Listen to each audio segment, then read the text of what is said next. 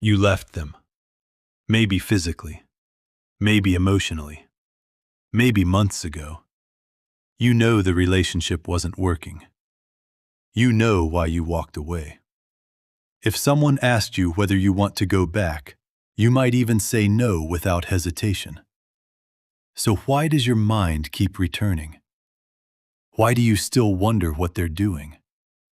Why does a song, a place, or a random photograph suddenly pull you back into a life you already chose to leave? This is the part people misunderstand. Thinking about someone doesn't always mean you want them back. Sometimes your life has moved forward before your nervous system has.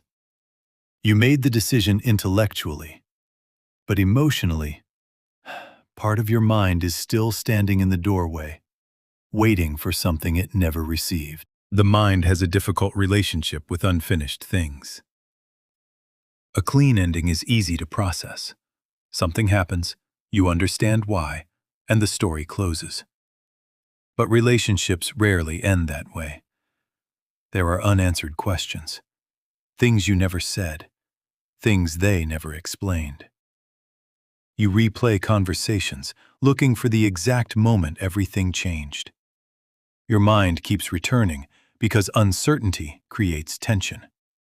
And every time you revisit the memory, you feel as though you might finally discover the missing piece.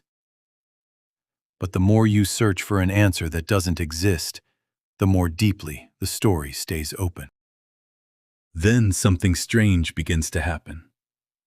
The relationship ends, and your memory becomes selective. The pain fades into the background, while certain good moments become unusually bright.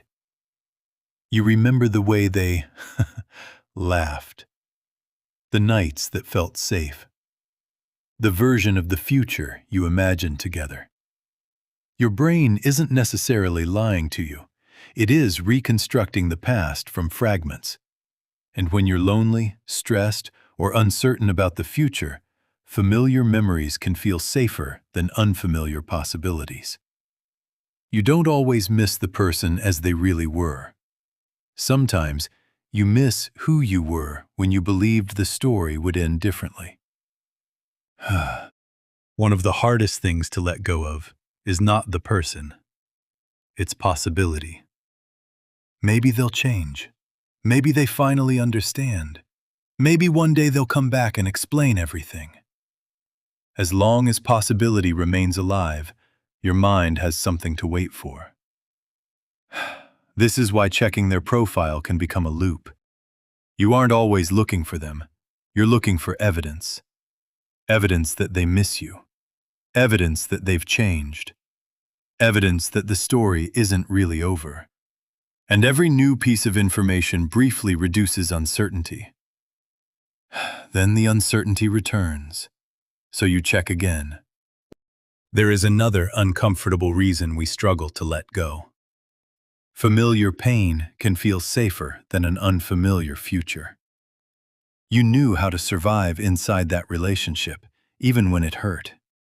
You knew their patterns. You knew what disappointment felt like. Letting go means entering a future where none of those rules exist. And uncertainty can be frightening. So sometimes the mind returns to the old pain, not because it was good, but because it was known. Missing someone can become easier than becoming someone who has to imagine a completely different life. Real detachment is often misunderstood. Letting go doesn't mean deleting every memory. It doesn't mean waking up one morning and feeling nothing. It means the memory can exist without controlling your next decision. You can remember them without checking on them. You can miss what happened without wanting to recreate it. You can accept that some questions will never be answered. The goal isn't to force yourself to stop caring.